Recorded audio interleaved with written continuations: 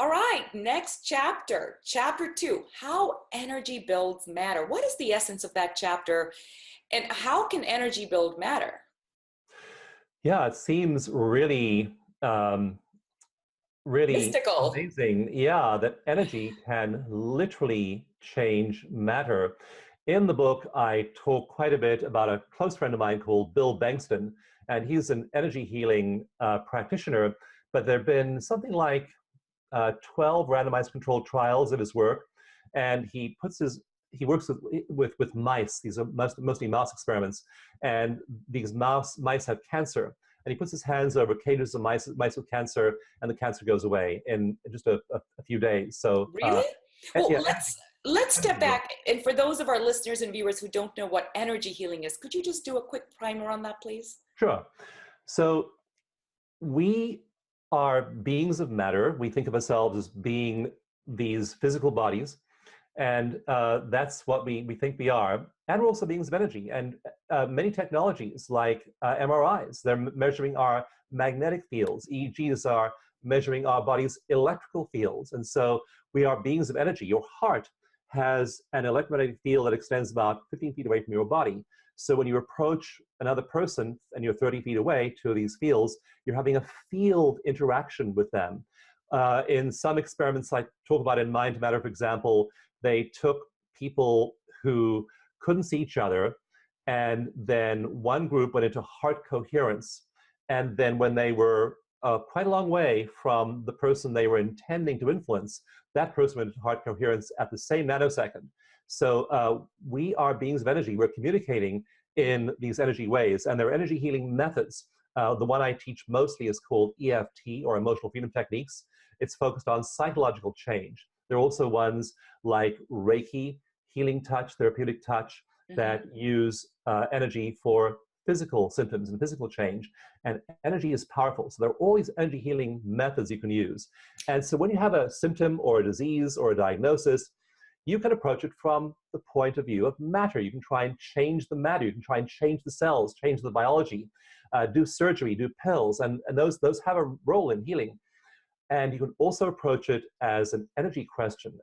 What is happening in my energy body that is producing this change in my physical body? And so I really recommend people check out energy healing as well as material level healing.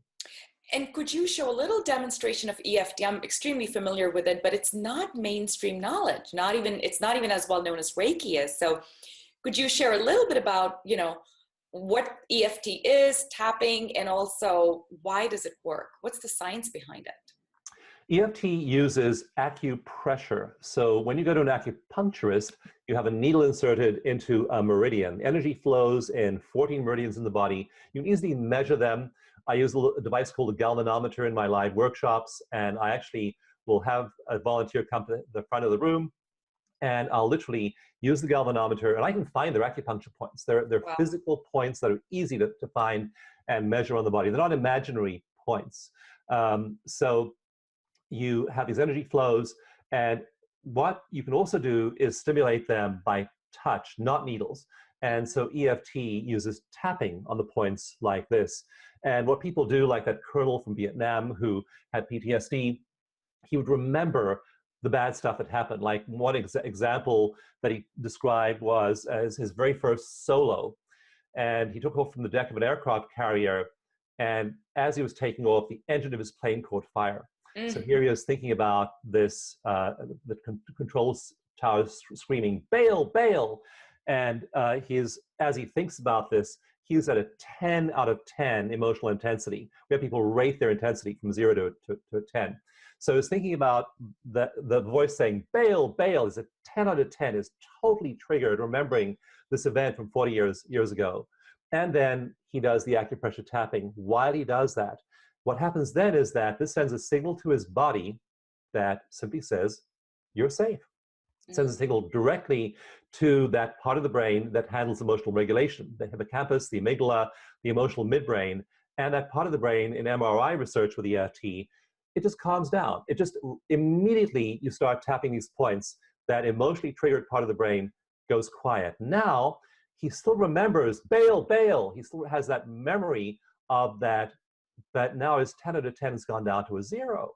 And it's just a fact of life. It's something he just will tell you quite calmly. He's no longer hitting that emotional intensity. So EFT uses acupressure to accompany your negative triggering thoughts, and people just shift dramatically. We have a wonderful project called the Veterans Stress Project, and we treat veterans with EFT through the Veterans Stress Project. And we've done 7 randomized controlled trials of various kinds of people with PTSD. And all of those trials show that 9 out of 10 people lose their symptoms. All those symptoms like Those anxiety, are incredible results. flashbacks, yeah, just go away. And those are incredible results. I'm amazed. So is this something that's available to all veterans at this point? It's available to veterans in the VA because EFT is an approved therapy in the VA, and so it's available to them. But for many, many years, it wasn't available through the VA. So we started the Veterans Stress Project, and the first year, it was like 2007. We wanted to hook up veterans with therapists who did EFT. And the first year, it was just such a total failure. We had 12 veterans doing it at the first year, and we had 12 therapists available to them. Now, you go to the Veteran Stress Project website, there are about 300 therapists there. Wow. We've treated over 20,000 veterans over the last 12 years. And those are people they've got their lives back. They have their phone numbers up there. They tell other veterans, go and get those 6 free sessions from the Veteran Stress Project. It makes a huge difference. So yeah, it is pretty widely available, either outside the VA through the Stress Project or inside the VA.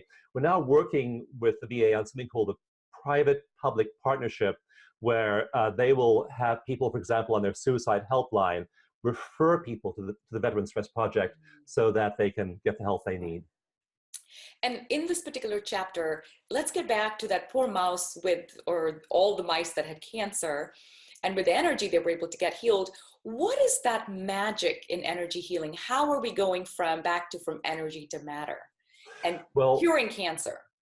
Yeah, curing cancer. So we can measure energy, and we can measure the fields around the body. And some of them are a little harder to measure, and some of them are very easy to measure. So for example, the heart's field can be measured very, very, very easily because it's a strong field. The brain's field is much, much weaker, but we can measure it with an MRI. And so these aren't mysterious energies. I mean, these are energies that we have over a century now of EEGs and half a century of MRIs. These are very well understood phenomena. And so we have these energy fields.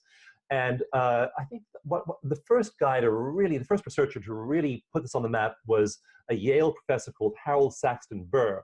I talk about him a lot in Mind to Matter. And in the 1940s, he'd been doing a lot of animal experiments with chickens and salamanders and their energy fields and shifting them and healing. But he did a large-scale research project with women, and some of these women had uterine cancer and others didn't. And he found that their energy signatures, their energy fields of the 2 women were completely different.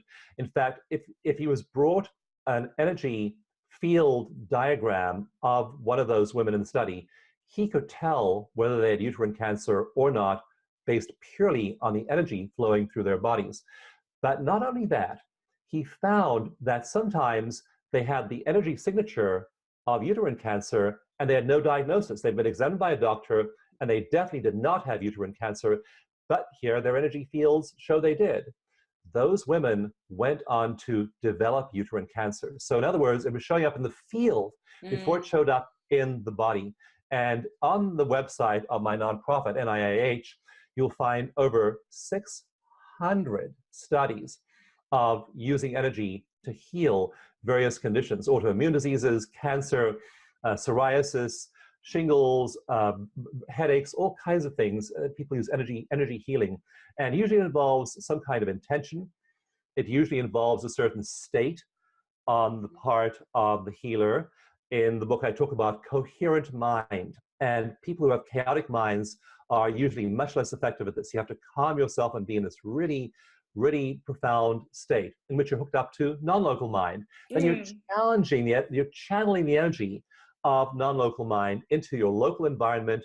You're directing it intentionally for healing toward a target, a human being, an animal, whatever it might be. And then you're shifting the energy field And then, like that uterine cancer, there are many cancer stories in the book. And there's so many examples of people who just healed miraculously from cancer using those energy healing methods.